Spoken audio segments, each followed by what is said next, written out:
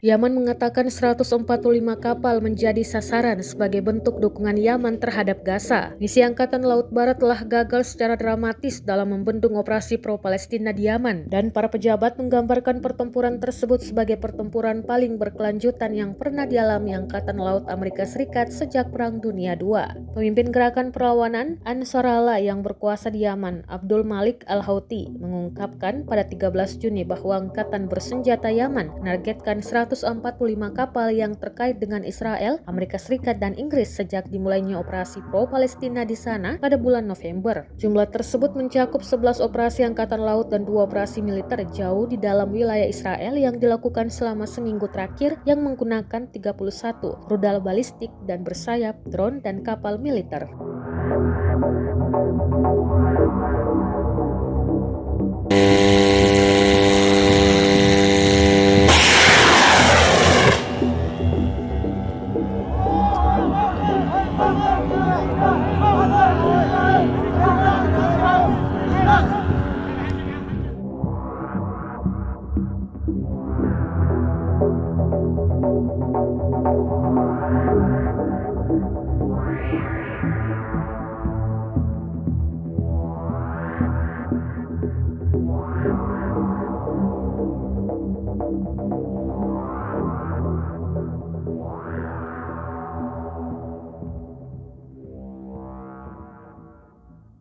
Download Tribun X sekarang, menghadirkan lokal menjadi Indonesia.